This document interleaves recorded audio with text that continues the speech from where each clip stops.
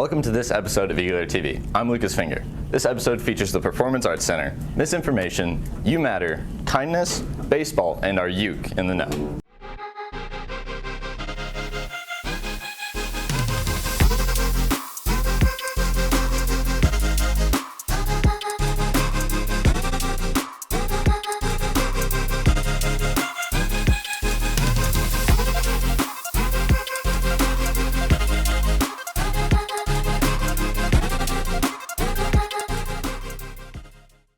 More students are joining the Fine Arts program. The Performing Arts Center will help accommodate this growth. L. Justice gives us insight.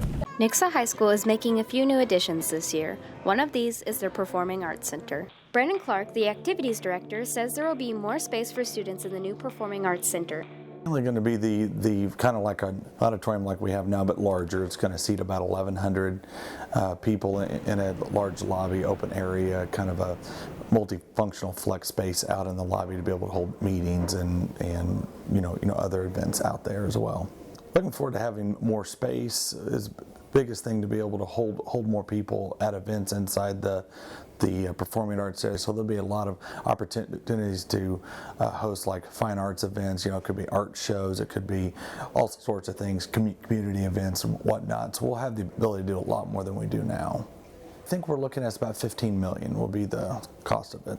It will start sometime late spring and will probably conclude the following December. It's Bob. Daniel Gutierrez, the vocal music director, says there will be many new renovations. So the choir room will be renovated a bit, and same thing with, it's a total renovation with the band room. It's going to be where this is currently in the auditorium, but they're gutting it out and creating like basically a new facility there. And then theater is going to be moved into the current band area, and they're going to expand that a bit. So in addition to that, there's going to be this amazing Performance Arts Center. For EagleAir TV, this has been L. Justice. Misinformation has grown dramatically in the social media era. Here is a peek into the problem. With the rise of fast, convenient technology, misinformation has grown past a containable level and now is more prevalent than ever. This is due in no small part to the enormity of the social media landscape. You'd think that older folks would have, with the experience and wisdom of a lot of years, be more skeptical about information that's put in front of them. But what I'm observing is that in many cases, people who are my age or 10 to 20 to 30 years older are even more eager to believe and spread things that are misleading and unfair and not very, and that's kind of concerning. Social media's quick ability to spread false information helps the lie spread like wildfire, which makes it extremely difficult for legitimate news agencies to correct the error. You very rarely will catch TV stations, doing an on-air correction and sort of acknowledging that they had something wrong or that it was incomplete. But, we print corrections in the newspaper. If we get something wrong, we put it in there, acknowledge the error and get the correct information out there. Misinformation is in nearly every subject, but it is extremely present in the political world. The election that we just experienced and its aftermath, especially, misinformation has been key to unprecedented things that we have experienced. Like, I never thought that we would have a situation where an election would take place in this country, it would be over, and such a sizable portion of the population would believe that the outcome had been rigged. The craziness of the COVID-19 pandemic has made misinformation extremely difficult to combat and has put many lives at risk because of these misconceptions. Without sensationalizing, you can literally say that it's life and death. I mean, those are the potential consequences if folks are getting bad information about things. And, and we saw that where you had folks, sometimes even as a joke, sharing stories about home remedies for COVID and, drink bleach. And I bet a lot of people who spread that, there was an argument made that when the president mentioned that, was he actually serious about that?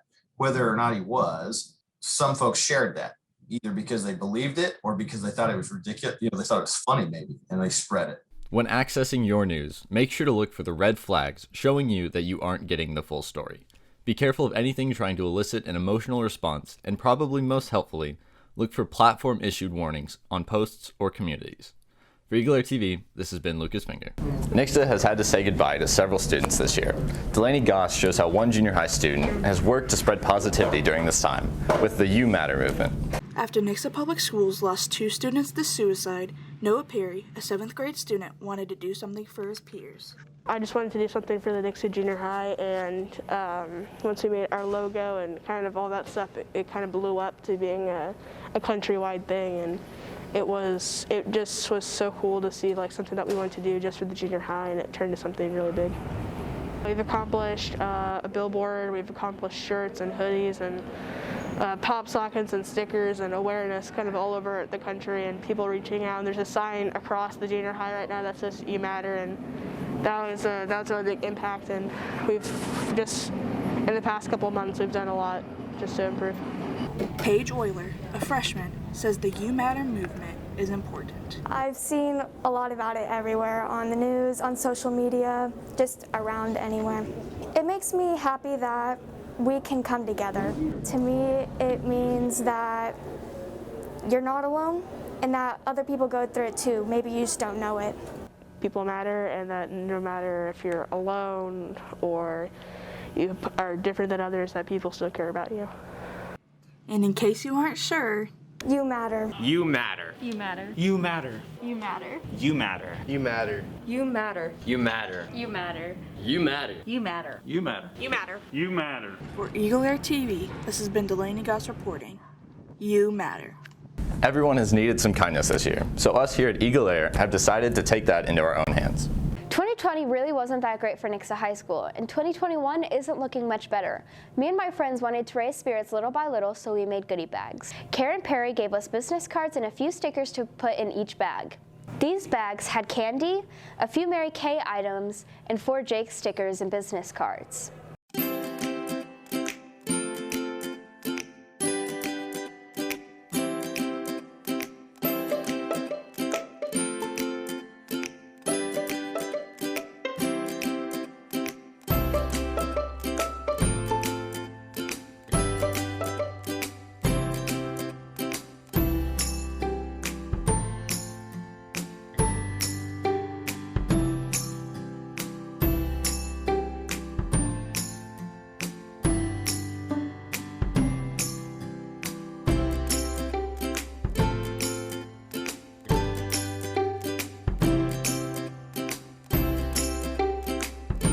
Everyone who contributed to this project.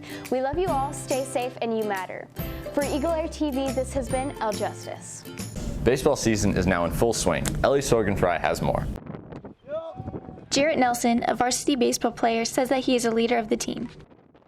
I feel like for the most part, I kind of help lead in leadership and just really whatever the team needs, just being a part of it.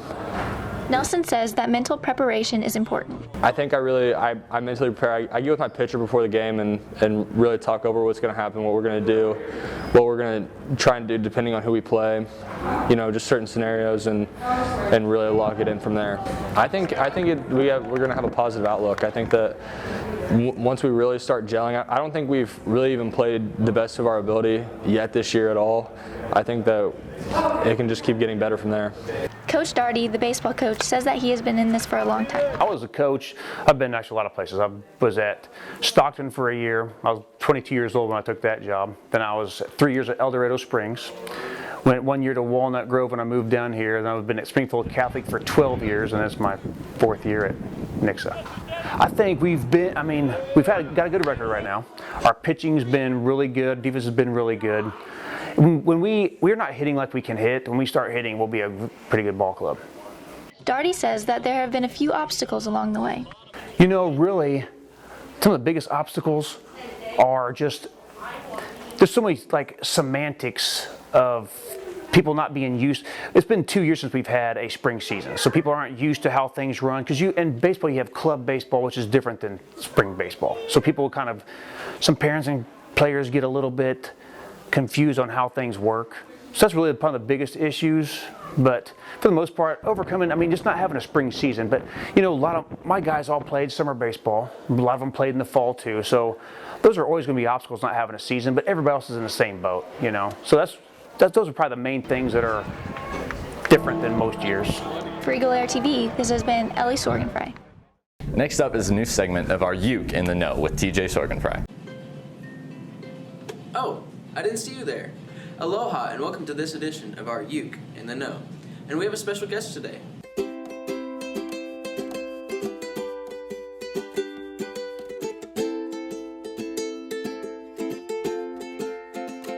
I have a special guest today. He's a rescue dog named Floyd. Here's some special background info about him.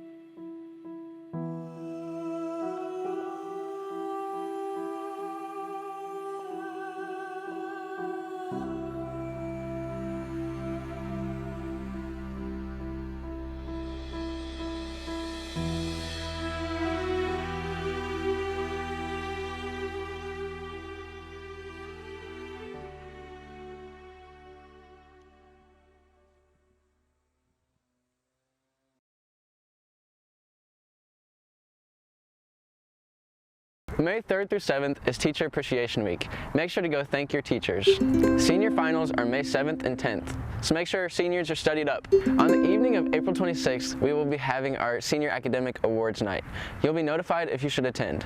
Arena scheduling is May 18th, so make sure you figure out which classes you want to take next year. Thank you for tuning into this edition of our Uke in the Know. Thanks for tuning into this episode of EagleAir TV. Make sure to stay tuned for positive parts of the year. We'll see you next time.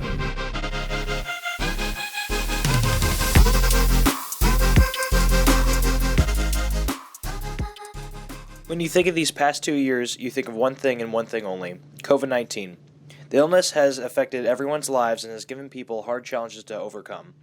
However, this does not necessarily mean that this will be the only thing to happen this year that someone will remember. Many people have made great memories this year, regardless of the pandemic. Our football coach, Coach Perry, making TikToks. Being able to do a senior homecoming was really special, and winning homecoming queen. I think just after being out of school for so long and not seeing anybody for whatever the course of like 3 or 4 months was, while during our junior year, I think being able to come back and see everybody for our last year has made everything great, and just the people in general. Probably beating Joplin this year in football. That was pretty fun. Yeah. Despite the pandemic, people look forward to the upcoming year being better. This is Caleb Stafford with EagleAir TV.